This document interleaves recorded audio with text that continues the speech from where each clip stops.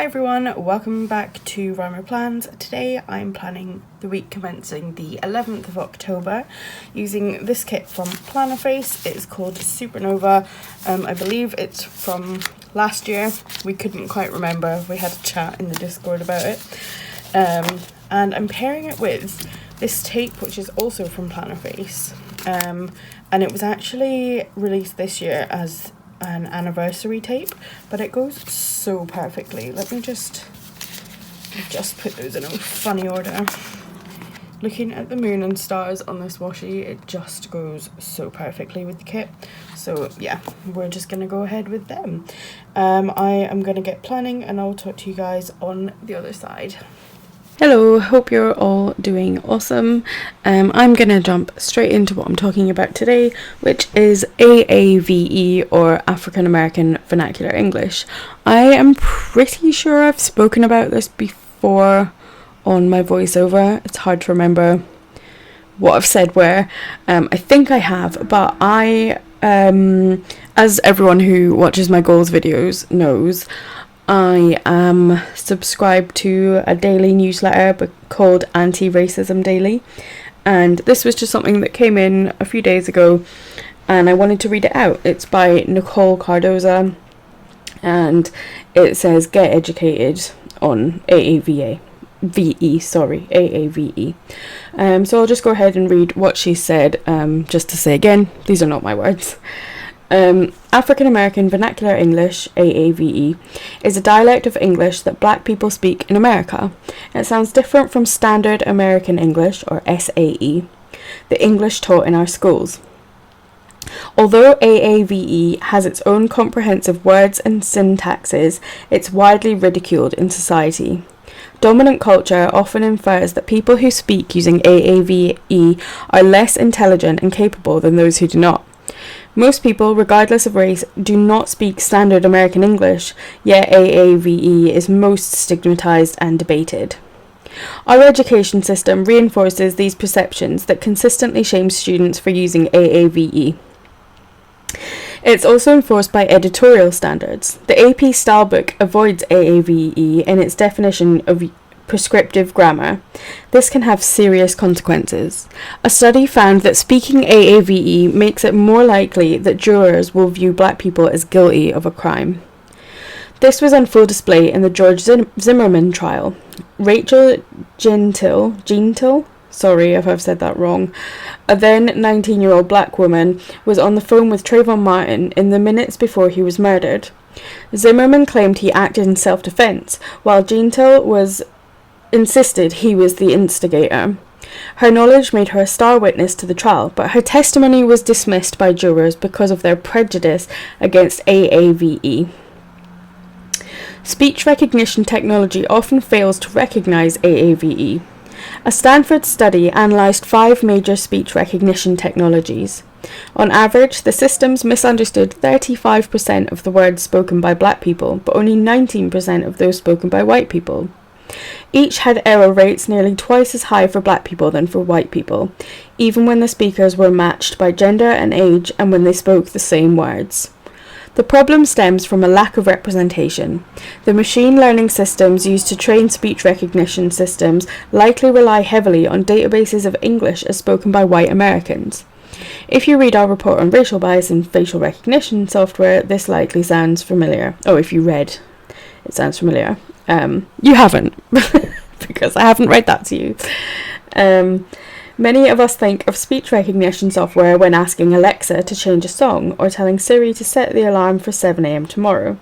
But what will happen when everyone uses it to drive hands-free cars, support surgeries in hospitals, and identify themselves at airports? And how well is this tech supporting people with disabilities who rely on voice recognition and speech-to-text tools for essential functions? Also, some automated software already associate negative sentiment with posts using AAVE language, even if they're positive. How can that be manipulated to infer criminal intent or aggressions in form of tech policing? As a result of all this, many people that speak using AAVE are fluent in code switching or adopting different patterns of speech and behaviours in different social contexts.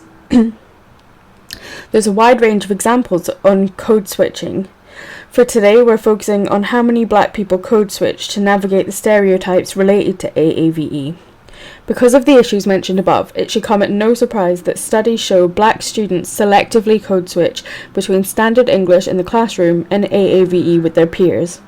Black people are taught to code switch to survive police interactions. The racial bias against AAVE is a social construct built to protect whiteness. There are no historical or grammatical grounds for discrediting any type of English, let alone AAVE. In fact, correct language is relative to its time and setting, and native speakers are the ones who decide what is acceptable. Take the idea of double negatives, something that AAVE is often criticised for with terms like ain't nobody.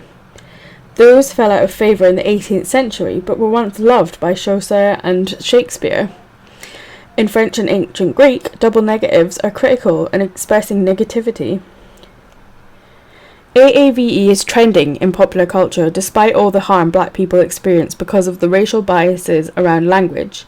Most of the slang the cool kids use these days is terminology made common in the black community and has been throughout time. This is another example of cultural appropriation, how dominant culture can wield the culture of marginalised people without honouring it and experiencing the same discrimination and harm. Thug Kitchen, an anonymous blog that went viral in 2013, used AAVE and referenced black culture alongside vegan recipes and tips. It wasn't until their first book release that it was revealed that the creators are white. It wasn't until June 2020 that the founders decided to change the brand name. There are countless other examples of this. Consider the word twerk and the dance that goes with it has been around for decades but became a cultural phenomenon by Miley Cyrus's performance at the VMAs in 2013. Zeba Blay at Huffington Post has a whole other list for you and your basic, squad or your bay to turn up on fleek. Language is fluid, so there's not necessarily anything wrong about white people using words popularised by black culture and now part of the accepted lexicon. Some even argue that it shouldn't be considered cultural appropriation at all. But the popularisation of black slang doesn't translate to the safety and celebration of black people. Thug Kitchen was being praised by Gwyneth Paltrow in the same news cycle that called Rachel Jeantill dumb and stupid while she testified against the man that murdered her best friend. Until we embrace AAVE as an equally valid language, its appropriation is more of a miscommunication than anything else. So yeah, there's a lot there. And it's not a decision for me to make as a white woman. But I do see a lot of people using terms that, so for example, drag lingo kind of was created by black people, black drag queens and trans people, and it's kind of evolved from there. And I've seen people like Brittany Broski described it as internet lingo, and it just shows that people are not...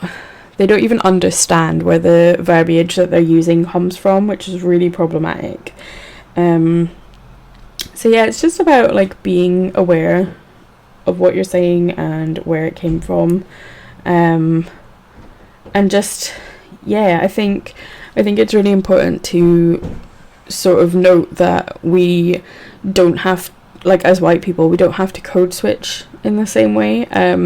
There's an element, a very small element, for example, you might not speak around your friends the same way as you do around your employer, but we don't have to code switch, we choose to, whereas for black people it can literally be a matter of life and death if they were not to code switch in front of a police officer or in front of an elderly lady in a shop who wants to accuse them of something, or any great number of things.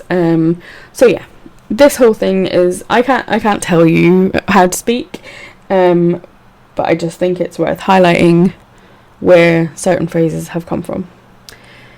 So yeah, hopefully that was useful for some of you. I am just going over and adding the overlays. I decided to chop up an overlay to put a second overlay on that corner box just because I really wanted extra sparkle along with the quote.